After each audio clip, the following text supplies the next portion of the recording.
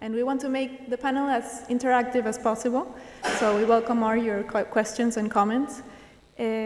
Just as a little introduction to the panel, I wanted to tell you that NRGI, together with all of my colleagues here, belong to a network of civil society organizations called the RELIE, because of its Spanish acronym. It's the Latin American Civil Society Network on the Extractive Industries.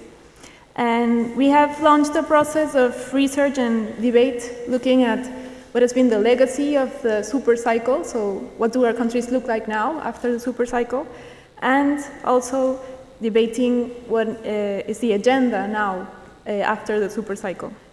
And we've been looking into various areas. Just to mention a few, it's about transparency, poverty and inequality, the macroeconomic impact, decentralization, environmental institutions, and consultation and participation. We have a few working hypotheses regarding the legacy and the new agenda. Regarding transparency, we've been discussing moving from the fiscal side to a broader agenda, including environmental issues. Regarding poverty and inequality, we've been discussing that there has been a reduction in poverty and inequality, but it hasn't only been the result of the extractive boom. The macroeconomic side, we've seen that our economies and our public budgets are increasingly dependent on revenues from the extractive industry.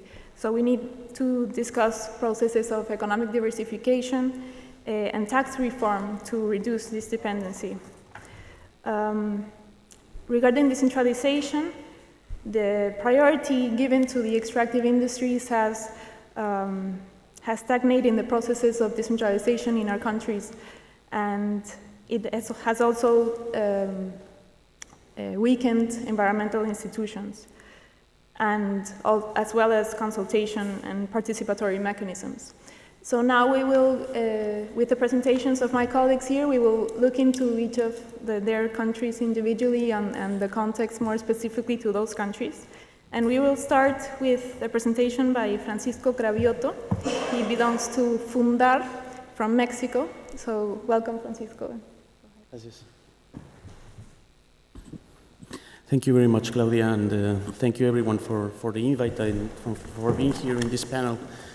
Well, as Claudia said, my name is Francisco Cravioto. I'm a researcher at a think tank in Mexico called FUNDAR Analysis and Research Center.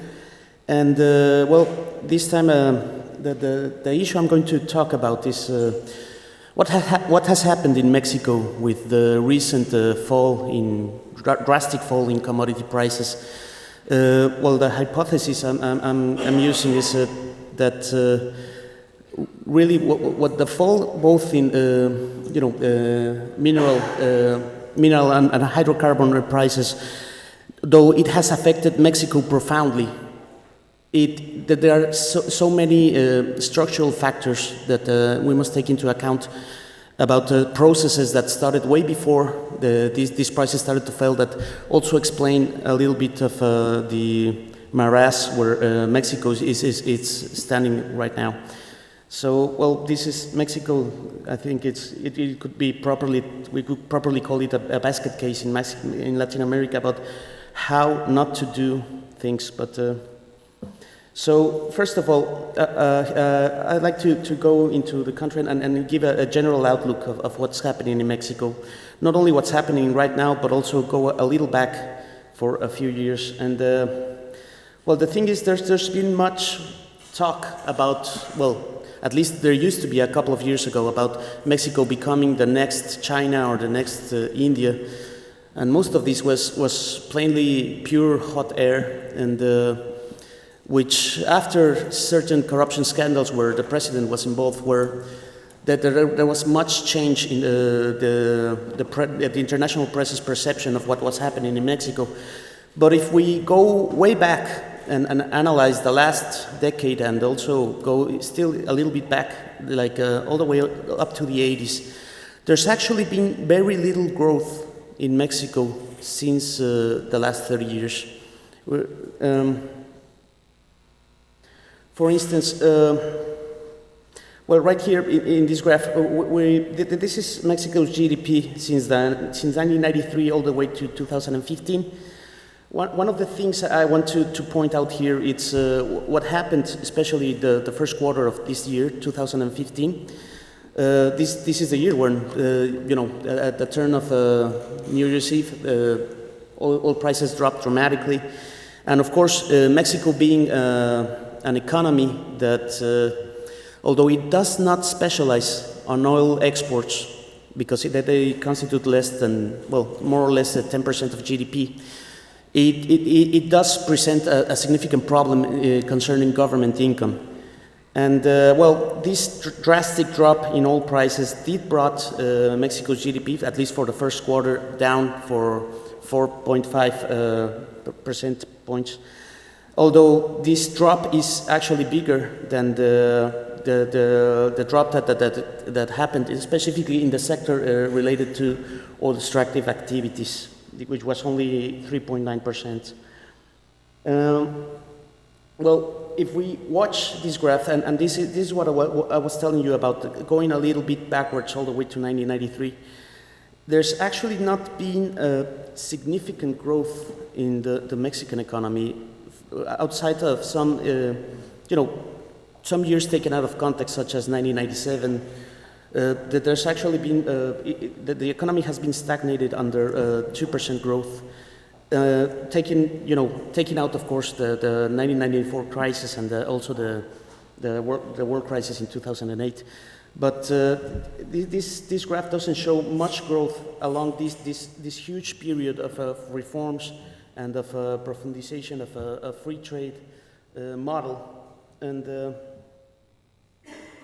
And actually, well, if we check some of statistics from the National Council on Evaluation, they keep track on poverty indicators, and at least 53 million Mexicans are considered to be living in poverty, which is practically 45.5% of the population. Since 1992, there's been supposedly there has been much efforts towards poverty reduction. However, the 2008 crisis turned these efforts moot because in that year, the country got back to the original poverty levels from 20 years before. So probably the efforts at reducing poverty have only, been cosmetic efforts, not significant structural efforts to address this malaise. So, what are the characteristics of this economy? Well, basically, the growing sectors of Mexico are basically the monopolies held by the biggest fortunes in Mexico, that most of them benefited from the privatization of public property such as airplanes, of course, as telephones. This is the case of Carlos Slim, who, they gifted him the entire Mexican telecommunications company, mines, rails. And well, it can be, well, it has this dichotomy between a monopoly economy and a free trade economy, where our comparative advantage, at least at present, now that China has developed in the past decades, is basically cheap labor and poor regulation. Inequality is a large problem. 400 people nowadays hold 50% of GDP. I'm talking specifically of precisely the people who benefited from the privatizations of the 90s, and also, well, of the current and past decade. So, and there's another problem that this relates directly with what we're addressing here, which is a strong dependence on commodity exports from Mexico. Not actually, the Mexican economy does not depend as much on hydrocarbon exports as it used to back in the 80s, but still it is a very important sector, and it's particularly worrisome that specifically this first quarter of 2015 oil income to Mexico has dropped almost below the 5% mark. And of course, probably for gross GDP in Mexico, hydrocarbons are one of the important sectors, but not, I mean, there's much more services and manufacturing play a more important role in Mexico. However, hydrocarbon exports account for, or used to account for, nearly 35% of government income. And this is particularly a difficult situation, because once we find ourselves in this drop in government, in oil revenue income, well, the thing is, there's not going to be much money this year for precisely all the social programs and all the expenditures that the government needs to get going, because to get the economy going on, especially since we're living right now, there are expectations for less than 1% growth in GDP. And this problem with government income dependent on hydrocarbon exports is a structural problem that hasn't been addressed since the middle of the 1970s. We're talking about the end of the industrial substitution, import substitution industrialization model, when there was a clear choice for President Echeverría and afterwards President José López Portillo, where after pampering the newborn, or well, the new industrial sector in Mexico, they had to take some hard choices about started to make this sector competitive and start taxing it. And instead of taking the hard decision of precisely taxing this elite and using that revenue to finance the Mexican state, well, we had a particular case of a resource curse in the beginning of the 80s, when Mexico discovered very rich oil fields in the Gulf of Mexico, in the coasts of Campeche. And these fields, well, Cedillo a few minutes ago here said the same. The president was talking back then about the administration of wealth. They said Mexico's problems are practically over. We are just beginning a stage where we are going to start administering wealth. And what happened is that oil revenue became, well, here you can see it in this graph, became practically 50% of all government income, and then from there, much government expenditure took place, but it was extremely, liberal expenditure. It was not many projects that were promoted back then were not not rational at all, and they didn't have in mind the middle or long term. And what happened is, a couple of years afterwards, in 1982, the whole building collapsed. That there was the international debt crisis. However, Mexico, instead of fixing the mistakes of this era, just continued pushing forward this model of dependence on hydrocarbon exports. And this is how the government has lived since then up till now, completely dependent on hydrocarbon exports, although the Mexican economy has truly diversified. But there were a few years here, especially at the beginnings, all the way through the years, the decade of 2000, from 2000 all the way almost to 2007, when there was extremely huge oil revenues coming into the country, and most of it evaporated due to absolute lack of transparency and accountability mechanism to follow where these monies were going. Fortunately, there was a reform in 2008 when the proper measures were taken to ensure that precisely oil funds were created and that they had transparency and accountability mechanisms placed in to ensure that this didn't happen again. So the thing is, as I was telling you, one of the main problems with Mexico is its very low tax collection. This is a comparative graph between the average OECD tax collection. Mexico, as probably some of you know, it's a member of the OECD, and the thing is, Mexico lags far behind for most of the countries that belong to this regime. And you can see precisely here in this graph, there's little tax collection in Mexico. Strangely enough, it's mostly income tax after analyzing the components of what is lacking in Mexico, it's basically taxing income tax, especially corporate tax. That's an issue that hasn't been addressed. In 2009, the Undersecretary of the Treasury, Alejandro Werner, made a declaration where he said that corporations in Mexico, especially the big ones, the big 400, they only pay 1.5% in the corporate taxes.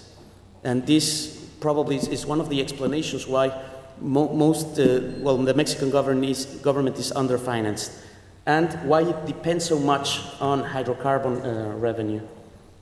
So, I'm going to take a slight detour just to check on what is happening concerning mining activities in Mexico. Mexico, it's an important producer worldwide. It's the first. Mexico leads in production of silver. It accounts for almost a quarter of all the world's silver, and also several other materials. Yet, mining activities in Mexico don't really represent a large portion of GDP.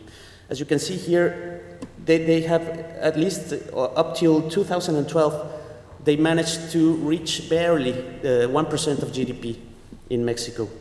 But, and concerning the slump in mineral prices, it doesn't seem to have affected Mexico so much, especially because of the small participation of mining activities in the Mexican economy.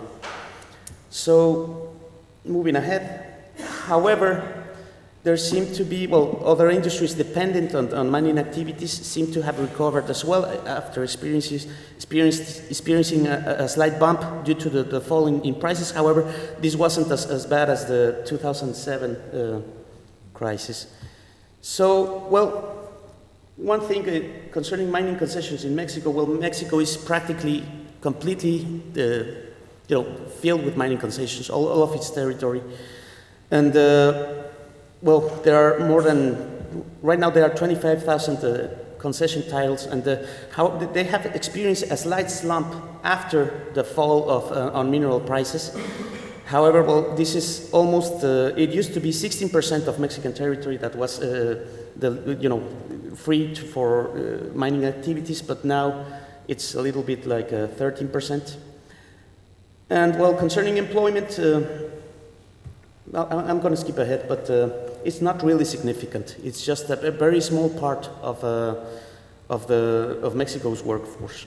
But moving ahead, if mining, the slump in mining prices did not affect so much the Mexican economy.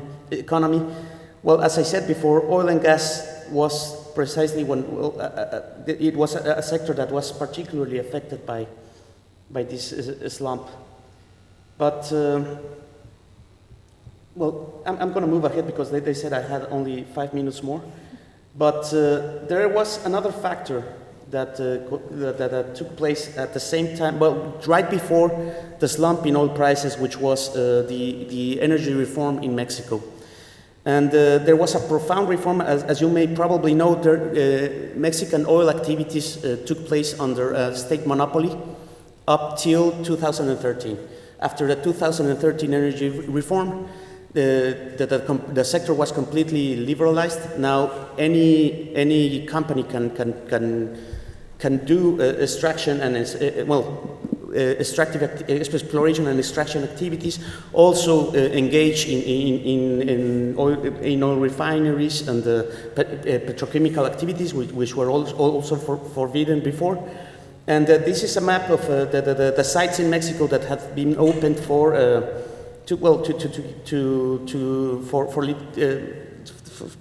contest to get contracts for these companies. But the problem here is regarding the clauses where revenue is discussed on these contracts, there's much discretionary power invested in the treasury in Mexico, and this was a result of the reform. And this used to be a prerogative of the Mexican Congress, and now it falls directly on the executive to decide not only the modality of how revenue will be shared, or production or utilities, but also the amounts to be established. Right now, there has been much complaints from local and international companies about the huge taxes they're receiving from the Mexican government. However, there's no openness about what is under discussion, how much are they taxing these companies, or which arrangements are taking place. After the arrangements are negotiated, probably we'll get to look at these contracts, but right now the civil society is drawing a blank on what is happening in these negotiations, and that's particularly troublesome with this energy reform. And one of the things that must be discussed here is that the state-owned company, Pemex, the Petróleos Mexicanos, which used to dominate the whole hydrocarbon industry, not only exploration and extraction, but the entire chain of production and commercialization of hydrocarbons in Mexico. Well, this company has been completely gutted. This is not a process of the last couple of years. It has been going on constantly since practically the 1990s. And right now, approximately 1/3 of Pemex workers have been fired. And the thing is, they're making way for the entrance of the private companies and liberalizing much. The thing is, they're placing the workforce, on a desperate situation so that they will be contracted by the companies that come to invest in Mexico. And that's particularly shameful because the thing is that this workforce, both the professionals and technicians and the labor, were all prepared with government resources, with public resources, and that they're just giving this away. Finally, there's just one graph that I skipped right now, but I want to show it to you. It concerns, it's a comparison between, no, this isn't. It's about exports and imports of hydrocarbons. It's over here. And it's especially, no, it's not here. But the thing is, for most of the 1980s, there was no need for Pemex. Right now, we were at the panel on diversification, and mostly Mexico exported hydrocarbon resources to especially to the United States, but many countries in the world, and there were no hydrocarbon imports coming into Mexico.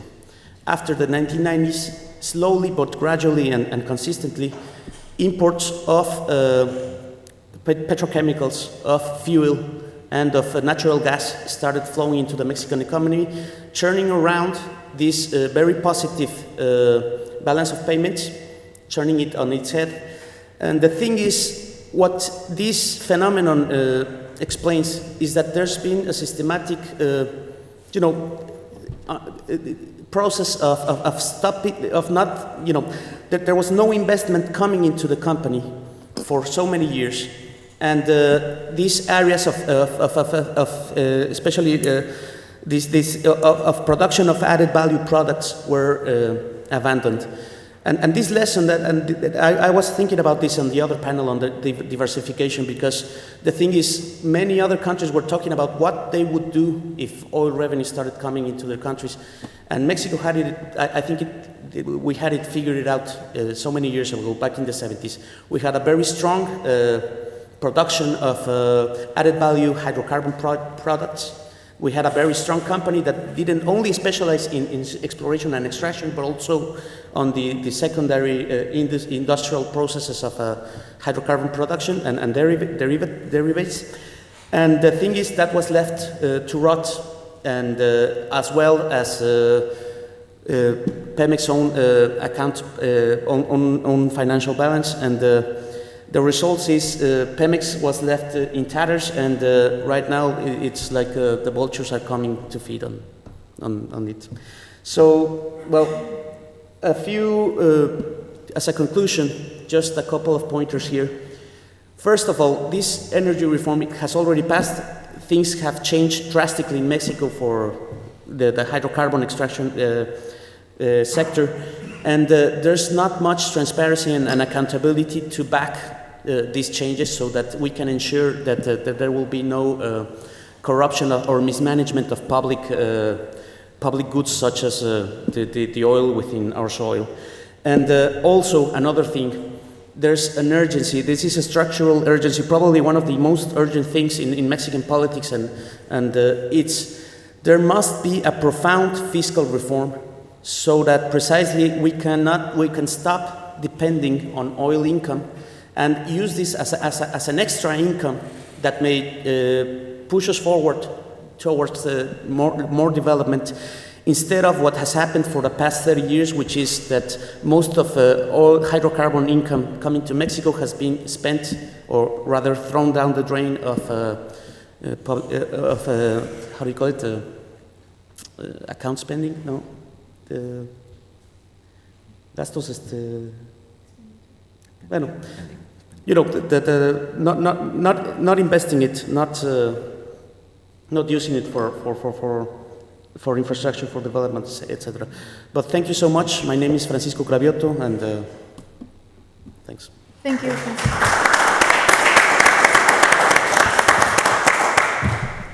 Thank you, Francisco. Now I'd like to invite Armando to continue. Armando is currently the research officer for OXFAM in Peru, and he'll tell us about the Peruvian situation.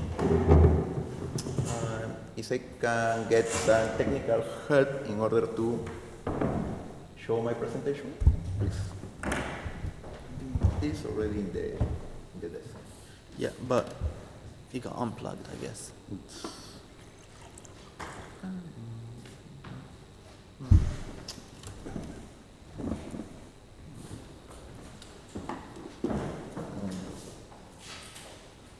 You advance some second? Well, I will go with my presentation anyway.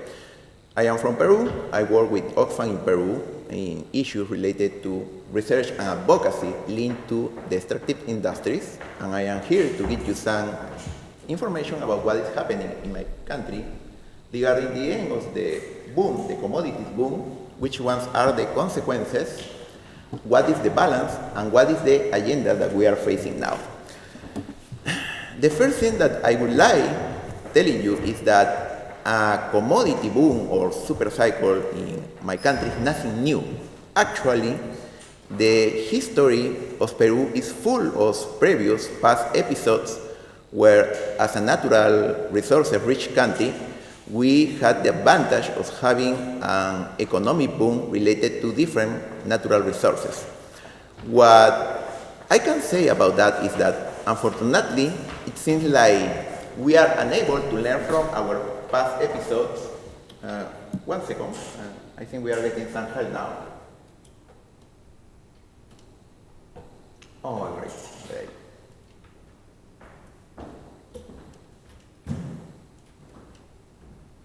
It doesn't matter. Is it working the screen? No, not really. I just need to get into my presentation and that's it. I will go just... Oh, great. Fantastic. Okay, great. I think we are all set. Great. Good. Okay, the first thing I was saying is that a commodity boom in Peru is nothing new. Of course, this last episode related to the boom in minerals is something, you know, special because his huge volume, but however, we have been having in the past several episodes since the 19th century at least, okay? So here you can see,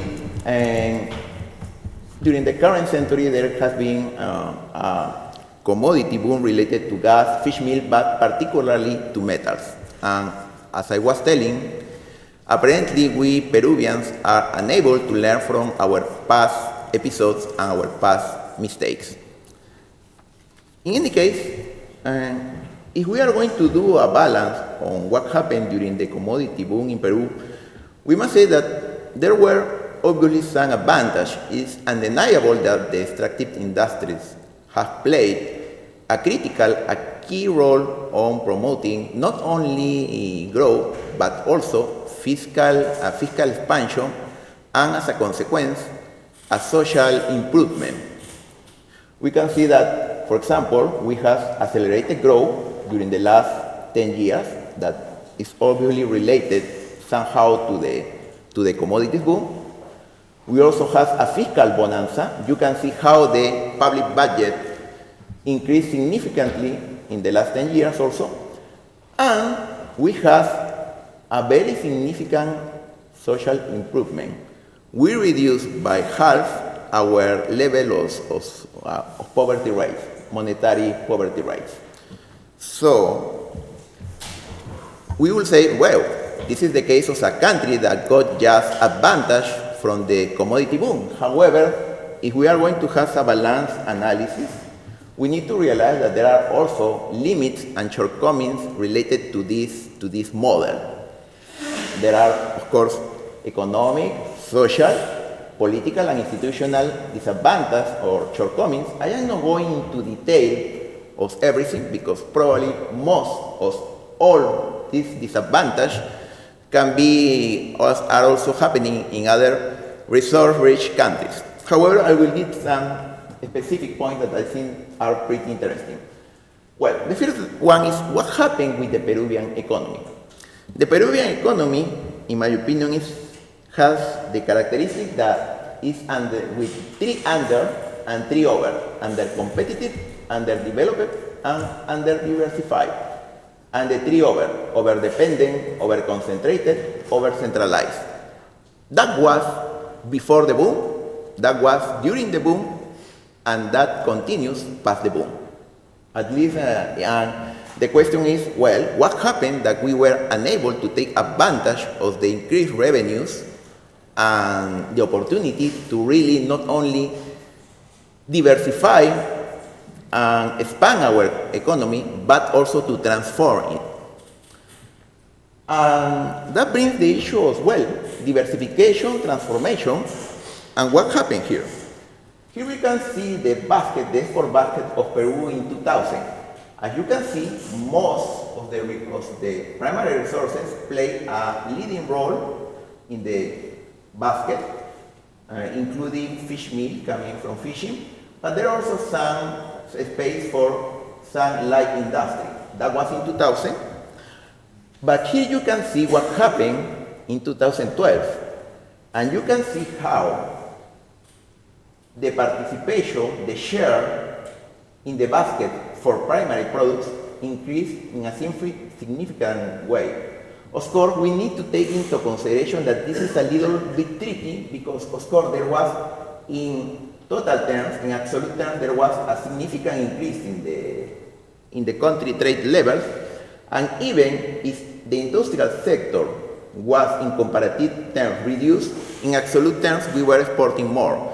Now the question is what is going to happen in the future now that we have depressed commodity prices. Probably what is going to happen is that this sector, this primary sector, is going to reduce its participation, and probably other sectors are going to gain a bigger share of the export basket.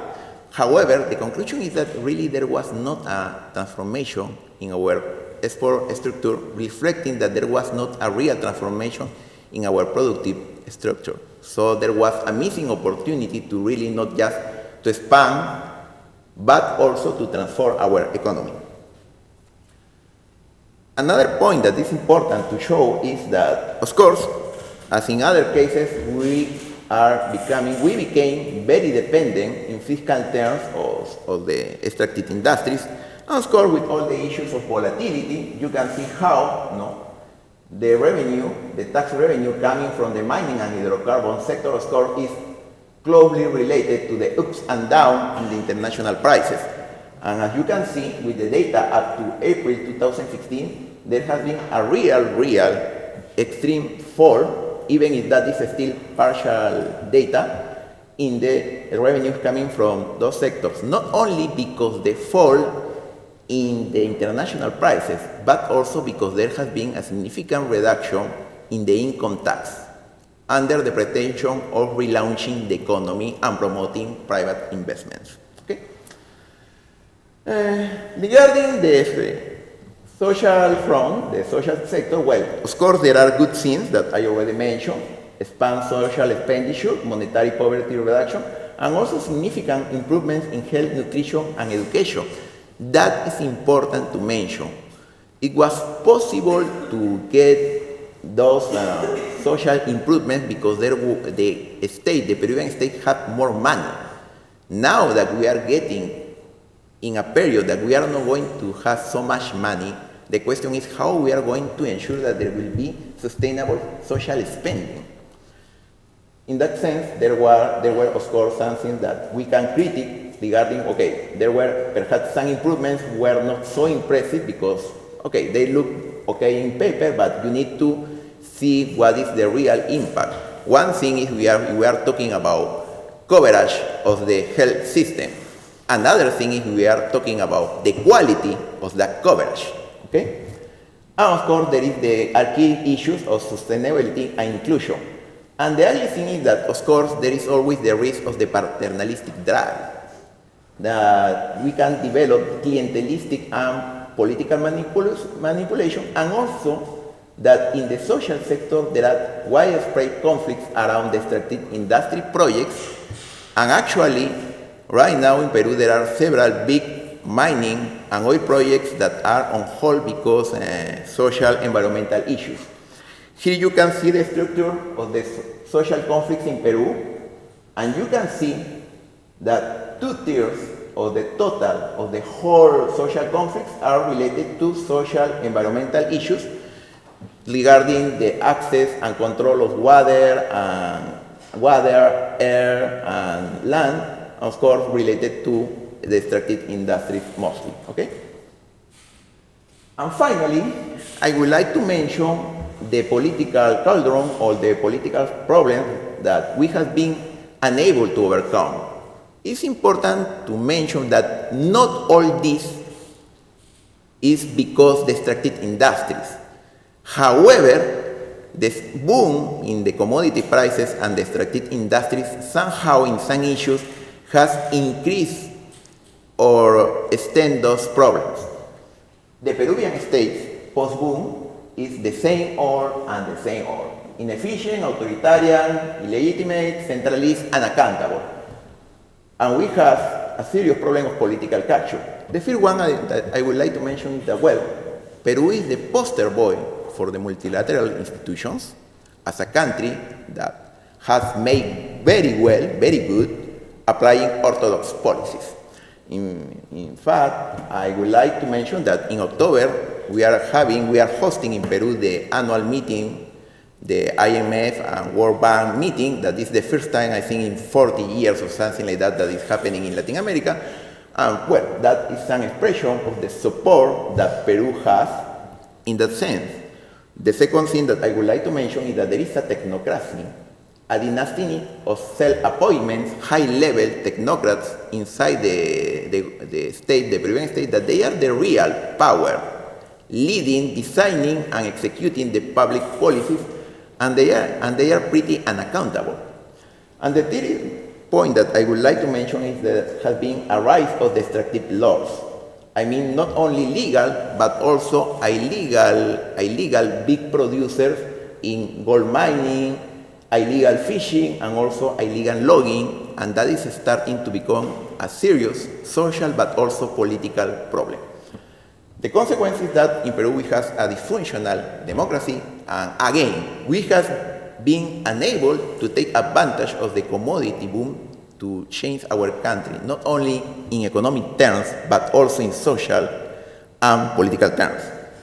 So here you can see, this is data from the Latin Barometro, a regional survey regarding the opinion of citizens on political issues, and to the question of, are you satisfied with democracy in your country? Well, Peru is at the bottom. Well, Mexico is even lower, but you can see how in a region where the level of satisfaction is already low, Peru is really, really at the bottom. Just 1 in 4 Peruvians really think that democracy works in our country, and that is pretty something to worry considering our authoritarian history. Okay? And to the question, do you trust the state in your country? Well, again, we are at the very bottom. As I mentioned, the Peruvian state is authoritarian, doesn't listen the common citizen, and the common citizen doesn't feel represented or protected by the Peruvian state. And unfortunately, again, we miss the opportunity to make a real transformation of our state in the past 10 years. Okay? So, well, however, of course, there has been some reaction to the end of the economic boom, and well, there is, let's gonna say, some kind of official agenda post-boom, and has some interesting characteristics. The first one is that the model is not under discussion. There is not an open discussion on the shortcomings and limits of the model, how Peru is now with an economic slowdown, and which ones are the real perspectives. No, the question is, the model is still okay, it still works, no? We are, furthermore, doubling up the bet. We are still embracing extractive industries as the main economic engine. But also, we are keeping the idea of concentrating power and resources in the name of the trickle-down theory. In other words, the big investments are the ones that are going to keep the Peruvian economy going on. And of course, we are talking about big investments in the extractive industry. Of course, that is not something that necessarily negative, but what I want to show is how there is not a real transformation in the political and economic debate about how we can diversify and transform our productive structure. The other thing is that the issue of deepening the reforms, the regulation drive and the race to the bottom, because social and environmental standards are now seen like some kind of barrier to economic growth, so we need to lower our labor, economic, social standards in order to promote growth. There are also two significant points that I would like to address. Blind faith. The reactivation package and the delegation of legislative faculties without a real debate or congressional approval. Currently, the Peruvian government is asking for a license to the Congress in order to issue law bills in significant issues of economic reforms without a previous presentation of that law bill in the Congress.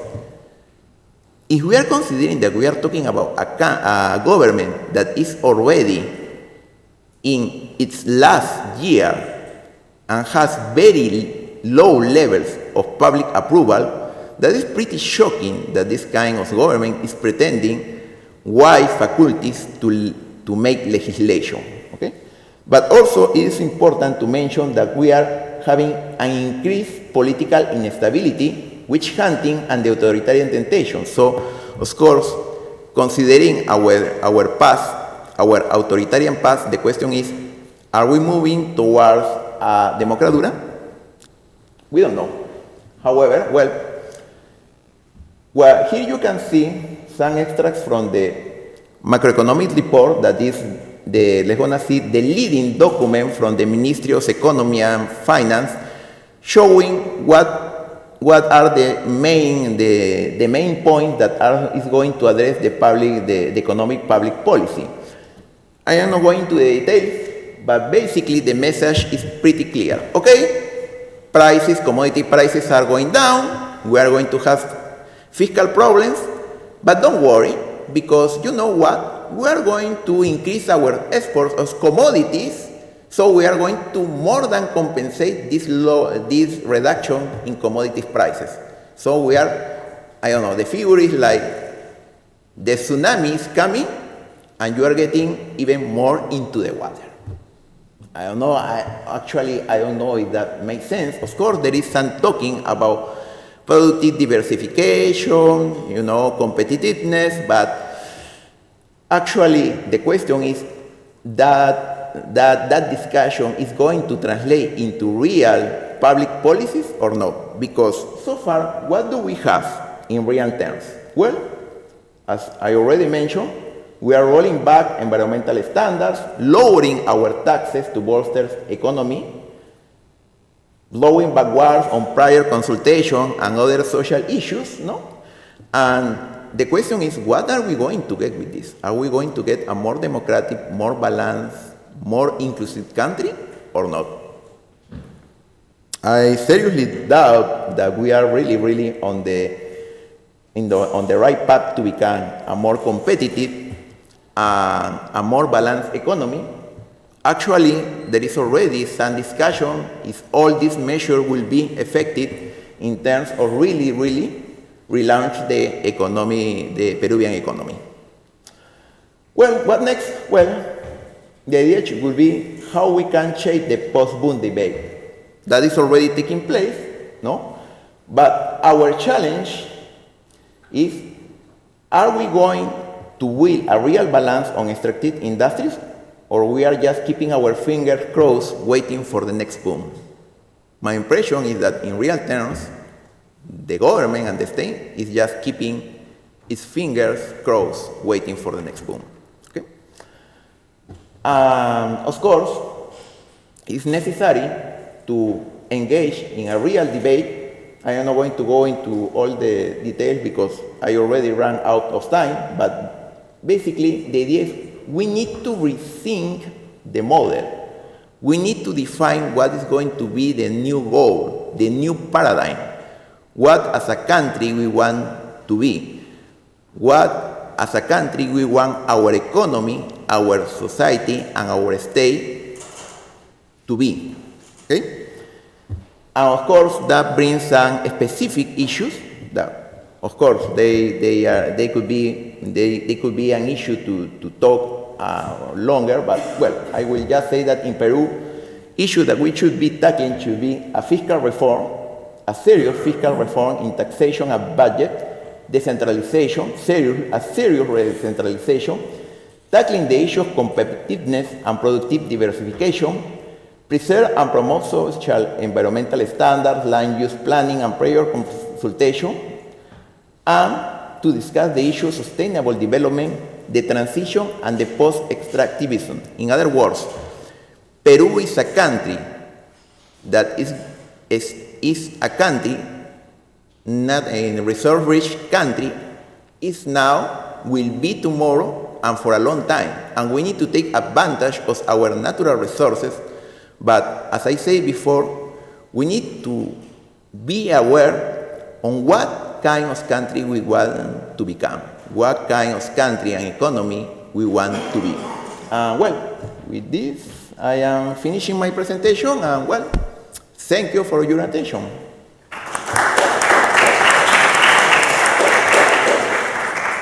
Thank you, Armando. Now we move on to Colombia. I'd like to invite Fabio Velásquez. Fabio is the director of Foro Nacional por Colombia, and he's going to tell us.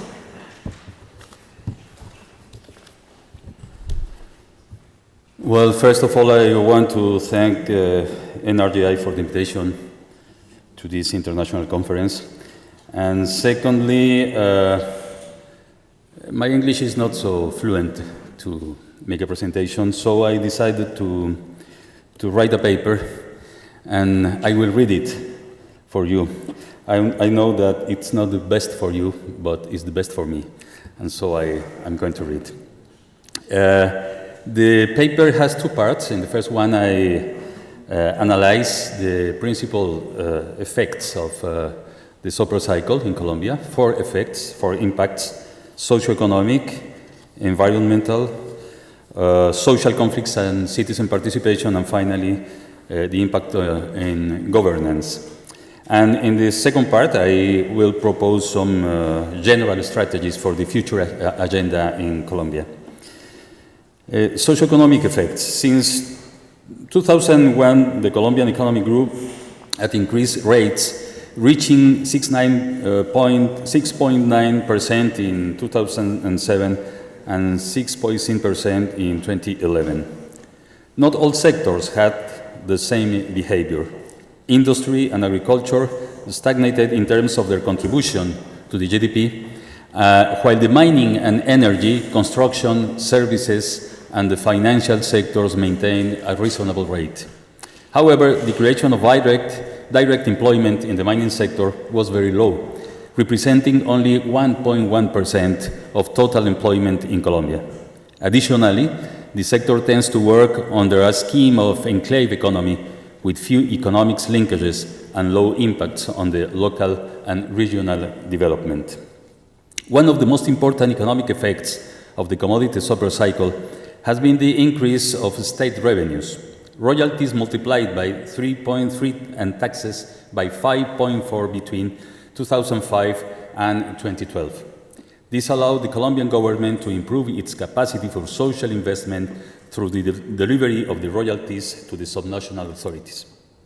However, in 2011, the government reformed the system of royalties in Colombia.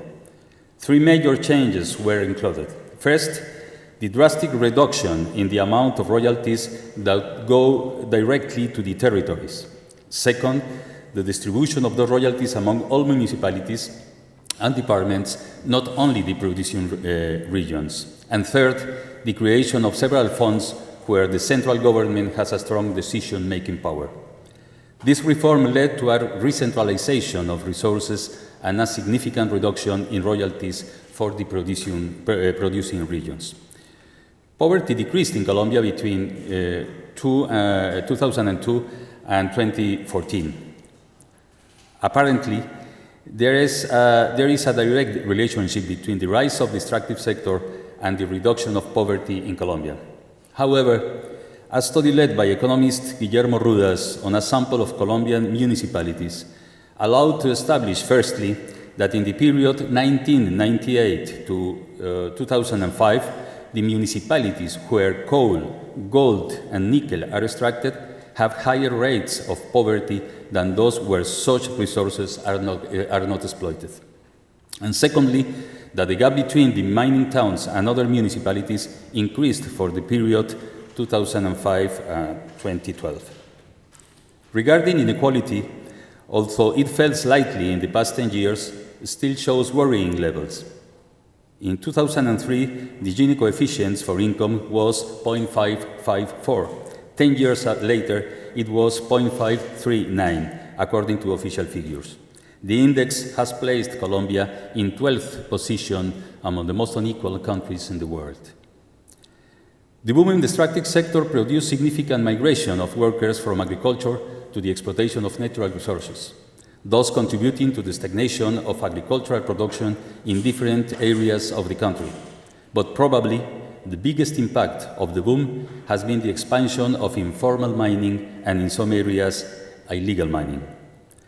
There is no precise data on this type of mining in Colombia, but according to the 2012 mining survey, it is estimated that 63% of the mining activity operates in conditions of informality and/or illegality. This is one of the main problems that Colombian government will face in the coming years. Social conflicts and citizen participation. Conflicts associated with the extractive sector have increased significantly in Colombia in the last decade. Moreover, they have become the main focus of social tensions. In 2005, there were a total of 216 conflicts associated with the extractive sector, which accounted for 26% of all conflicts in the country. In the period 2012 to 2014, the number of conflicts associated with the extractive sector accounted for 50% of social conflicts registered in Colombia. 2 out of 5 social struggles have to do with environmental issues, among which the most important are those related to the use and pollution of water, soil removal, deforestation, and change of the course of rivers. Other struggles have to do with labor issues, defense of territory and culture by the ethnic groups, defending human rights, and the rejection of mining activity in the territory. It is possible to distinguish two types of collective action. Firstly, resistant struggles of communities and social organizations against the presence of mining in their territory. Its main slogan is "not to mining." Secondly, conflicts between communities, companies, and state to negotiate the mining operation in order to generate profit for the communities. In this case, the watchword is "yes to mining, but not like that." Partly, the development of these struggles has been the response from communities and organized groups to the lack of policies for citizen participation in decisions related to the exploitation of natural resources. There is no national policy of participation for the sector, except for the recognition of prior consultation, the development of public hearings, and the implementation of some multi-stakeholder dialogue programs in the territory. As we will see later, this phenomenon has much to do with a high degree of concentration of decisions in the central government. Extractive industries and the environment. A third effect of the super cycle has to do with the environment. Colombia is the most biodiverse country in the world per square kilometer. However, the policy of the Colombian government to attract foreign investment has had negative consequences for strategic ecosystems in the country. Two issues should be mentioned in this regard. Firstly, the Colombian government granted a large number of titles between 2002 and 2009, some of which include areas of environmental protection. Last year, the Attorney General of the Republic requested an explanation from the director of the National Agency for Mining about more than 40 titles issued to private actors in areas that are part of national parks. A second issue in the environmental debt that exploitation of is the environmental debt that exploitation of natural resources has left. This debt comes, on one hand, from the material footprint of mining. The production of 1 million tons of coal leaves 10 million tons of rock waste, which are potential polluters of soil and water. But mining also leaves a water footprint due to the pollution of water courses and the consumption of water generated by the production of minerals. To process a ton of gold requires 31.5 million of cubic meters of water, volume that is subtracted from other uses such as agriculture or human consumption. On the other hand, the waste produced by the exploitation of minerals increases the acidity of water and adds chemical elements that contribute to its contamination. This phenomenon is more visible in informal and illegal mining that tend to use mercury in unlimited quantities for extracting gold. Governance. The policy of expansion of the sector was not complemented by a process of institutional adjustment for the monitoring and management of the extractive industry. There is no horizontal nor vertical coordination among government institutions, especially in the mining sector. The absence of the state in some areas of the country led to informality and illegality in mining, as well as the presence of legal armed groups in several regions who found in mining one important source of funds to finance their illegal activities. An example of this lack of coordination has to do with the relationship between the Ministry of Mines and Energy on the one hand and the Ministry of Environment on the other. The issuing of titles by the mining authority is usually made without consulting the existing environmental restrictions. Since 2011, the government has tried to strengthen sector institutions. The Vice Ministry of Mines and the National Mining Agency were created. We must also highlight the government's decision to improve the levels of transparency in the sector through the implementation of initiatives like the Open Government Partnership, OGP, and the Extractive Industries Transparency Initiative, EITI. The lack of vertical coordination is another problem. There are legal, social, and political conflicts between the national government and municipal and departmental authorities. These tensions are related to two factors. First, the structure of the Colombian state, which according to the Constitution is a unitary and decentralized republic. Municipalities and departments are autonomous to make their own decisions on the development of their communities. Second, the definition, also constitutional, that the state owns the subsoil and therefore has the authority to make decisions on the exploitation of natural resources. Thus, decisions on mining policy and the functioning of the sector are strongly centralized in the national government, while municipal and department governments responsible for the management of the land use have no authority for the management of extractive projects in their territory.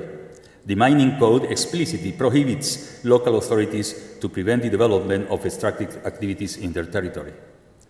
Recently, the Constitutional Court established that the unitary principle of state organization cannot quarrel with the principles of decentralization and territorial autonomy. In this regard, the Court ordered the Colombian government to agree with subnational authorities on how to address and mitigate the impacts of an extractive project before granting the title to one particular. The national government does not seem to agree with this decision. In 2014, last year, the government issued a decree that does not entirely incorporate the court's mandate. The decree states a protocol for the relationship between the national and subnational governments, which seems to go against the idea of building a joint agreement between both authorities. Meanwhile, not all mayors are concerned about the proper handling of the mining activity in their territory. There are institutional weaknesses and corruption phenomena that undermine the proper management of the territory, especially in relation to mining. In some regions, the mayors are judge and jury, as are both mayors and mine owners, circumstance that clearly represents an obstacle to undertake the management guided by a principle of collective benefit. Which is the agenda?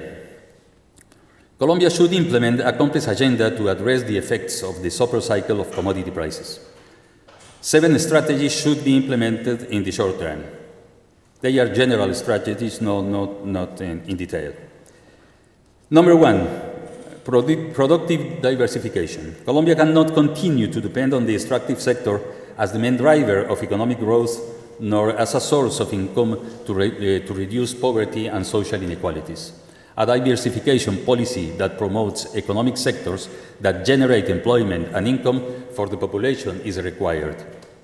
Number 2, formalization of informal mining and fight against the illegal mining. It is necessary to innovate on the formalization program through the adaptation of national strategies to the particularities of each region. A greater presence of the state is also required nationwide to remove illegal mining and the link between the legal armed groups and extractive activities. Number 3, democratic governance. The activities of the government in the managing policy for the extractive sector should be coordinated so the extractive policies and regional planning are consistent. Likewise, channels for dialogue and participation of all the stakeholders should be created in order to develop shared visions of the sector. Number 4, citizen participation. Government decisions have not involved civil society, except with regard to the prior consultation and some public hearings. That model has to change to a scheme in which citizens have a greater role in decision on exploitation of natural resources in their territory. Number 5, harmonic relationship between the national and subnational governments. The jurisprudence of the Constitutional Court must be implemented by the national government. Meanwhile, the subnational governments need to improve their institutional capacity and eliminate the risks of corruption in the management of public decisions. Number 6, horizontal coordination in state institutions. Such coordination is necessary to ensure greater consistency and effectiveness of public policies related to the sector. Coordination between the mining authority and environmental authority deserves special attention. And finally, number 7, transparency in the extractive sector. The national government, in partnership with companies and civil society organizations, should strengthen transparency in the sector to support existing global initiatives such as the Open Government Partnership and the Extractive Industries Transparency Initiative.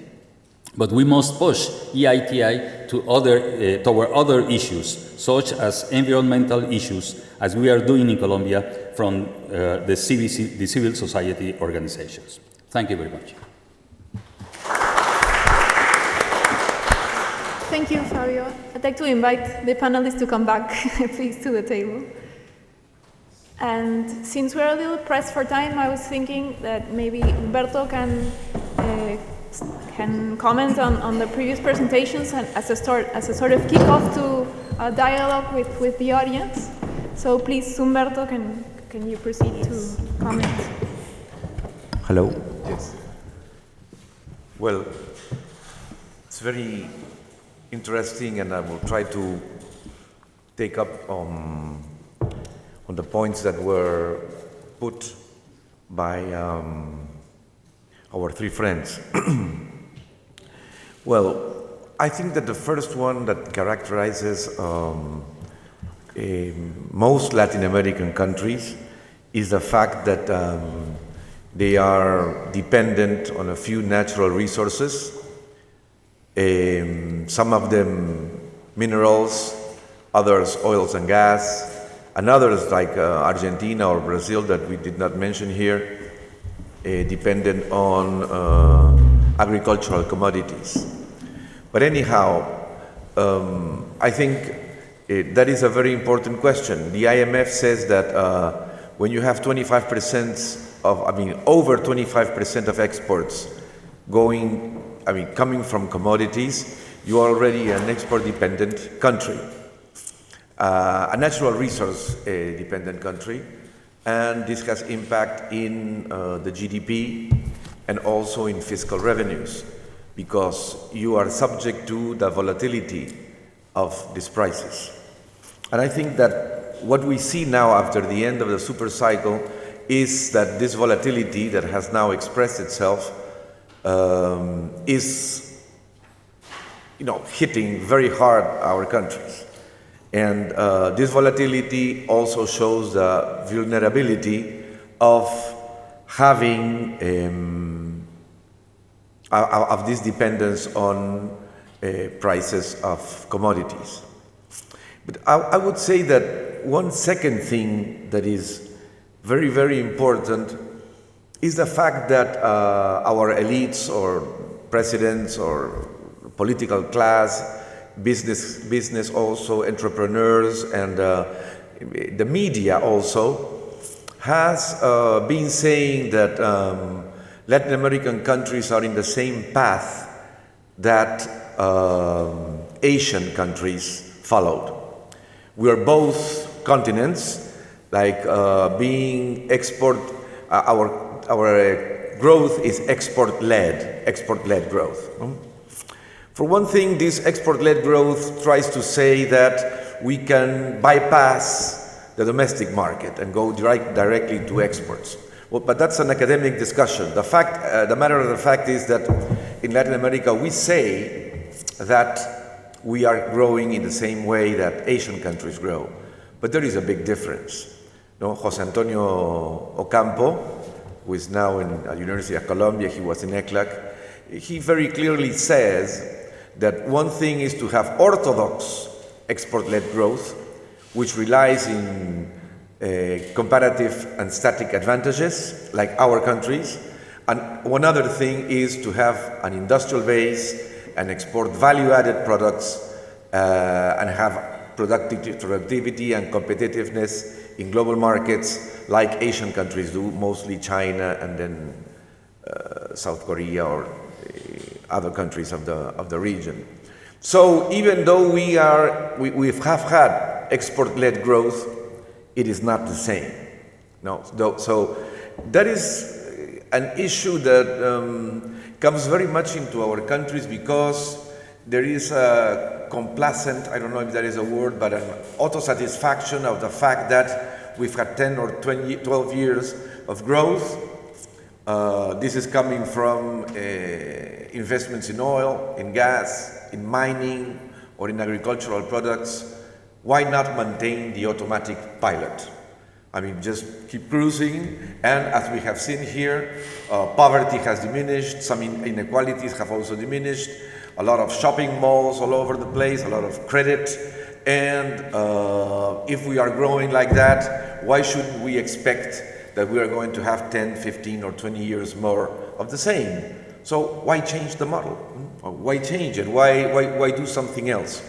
And this relates with what Danny Kaufman was saying, that, I don't know the exact word, but what he said it is that in our countries, we expect that high prices will last forever, and that low prices are just a temporary hiatus or a temporary slowdown.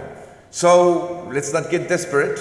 Let's get some measures going until we have another super cycle or another big cycle. And I think that Armando expressed that very well, because it is expressed, and in most of our countries we see it. Okay, so we don't have a growth in export prices, so let's have a growth in export volumes. More mines, more oil and gas, etc. Waiting for the moment that the prices can also go up. So there, the diminishing of the care for the environment, for labor laws, for diversification, for everything, because we have to bypass this big wave that is coming right now, but it's around the corner that we can do something different. And in a way, there is a discussion that has gone through all of Latin America that says we have gone from the Washington Consensus, which is liberalism and free trade, etc., to what is called the commodities consensus. And this commodities consensus consists of the fact that governments with different signs, like Chavez in Venezuela, or Correa in Ecuador, or Evo Morales in Bolivia, along with Chile, Colombia, Peru, Mexico, etc., everybody has gone further in the fact that we must use these revenues coming from oil and gas and mining in order to continue growing. There has been not very much distinction between these policies. And I think that this is a fact that we should think about, and that we can see it in all our countries. I think that the Mexican example shows us very well one of those facts that is related to tax reform. Right now, you could see it in the graph, from 35% more or less of government tax revenues coming from oil. Right now, we're up to 1% or 2% or something like that. And this goes way back, because in Mexico, there's a big tax reform waiting to come. I think there are some initiatives. Already came. Already came. We didn't address the problem. Yes, okay. But, okay, so what happens is that it hasn't been attacked in the way it should have been. So I think that there we have an interest, a big problem. And this, I can say, goes to the fact that what is the role of the state and what is the role of the market or of private companies in our countries. I think with the Colombian case, we can see it very clearly, and it was mentioned. What is the role of the state defining environmental minimal conditions or defining the use of the territory? In Peru, also, I think you said it in Colombia, I don't know very well in Mexico, if somebody comes and asks for a license for mining anywhere in Peru, or I think also in Colombia, I don't know how much it has advanced, you go to the ministry, you ask for the license in this part of the territory, and you get it. You go, you make your investment in exploration, your prospects, and if you find that there is a possibility of exploiting oil, gas, or mining, well, you just put on your environmental impact assessment and you go.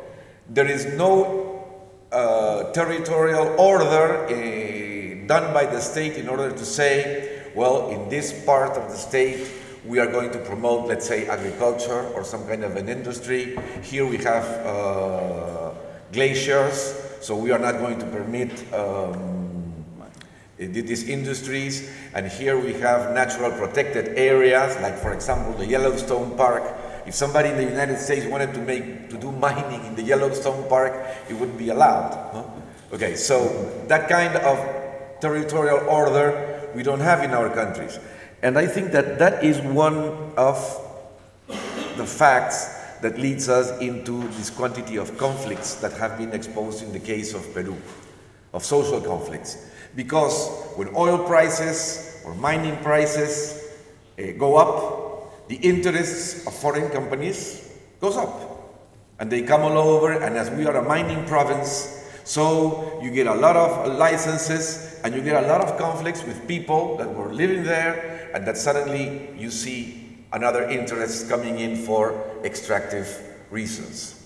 And this has taken a very, very sharp increase. We were hearing that, I don't know, in Mexico also, in Colombia, in Peru, the quantity of conflicts, not only environmental, but the conflicts of these companies with the population, directly with the population that say, we don't want mining anymore here.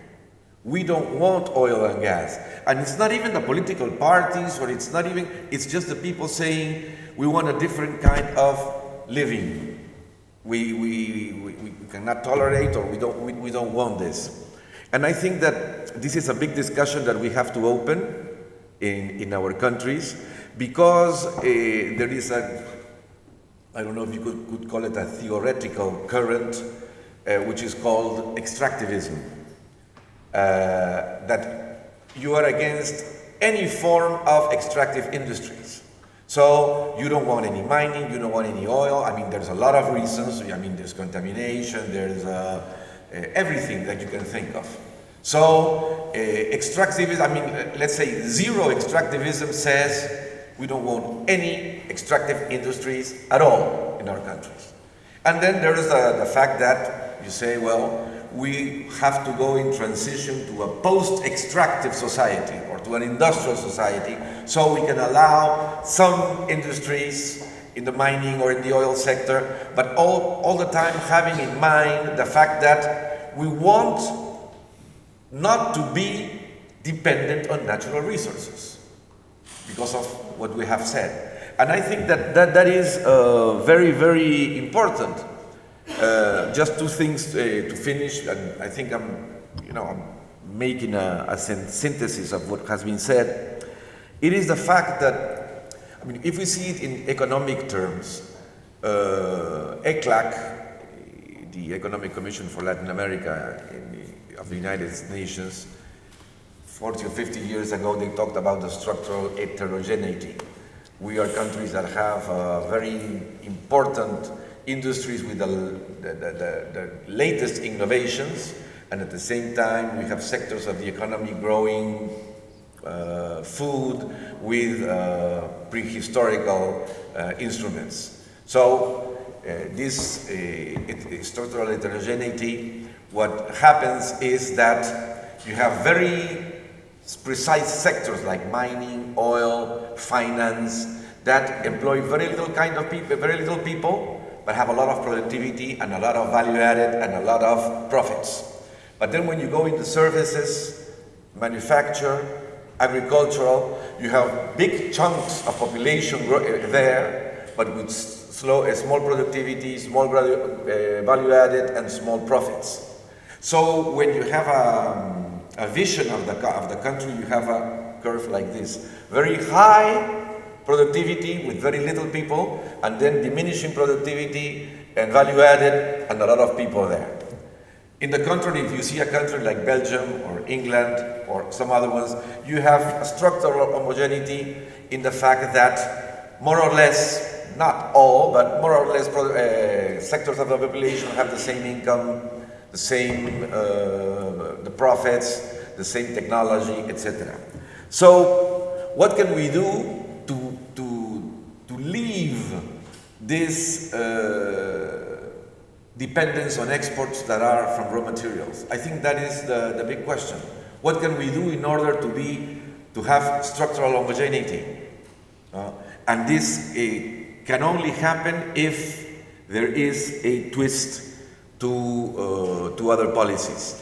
And here I would like to mention just two countries that are not here today. It's Bolivia and Ecuador. In Bolivia, what you have is that after the nationalization of gas, whatever, it is not to be told here now, Bolivia now has an ammonia and urea plants, and they're also moving into petrochemicals with gas to make polyethylene and things like that.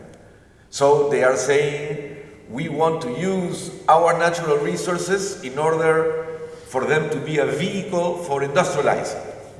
Okay, we can criticize it, or I mean this or that, but it's a path. It's saying we want to be some other thing. We want to be different. And then in Ecuador, after the reform, President Correa has formed what is called Yachay, which in Quechua, which is the original language of South America. They've said Yachay means knowledge. So we want to create a city of knowledge. We want to create a Silicon Valley in Ecuador. And they put a budget of $1 billion. They've spent more or less $200 million right now to get a big city, get PhDs from Caltech, from Barcelona, etc., put young people there, and then they'll say, this is the way, says Correa, that we are going to go into the post-extractivist society, with knowledge, with connaissance.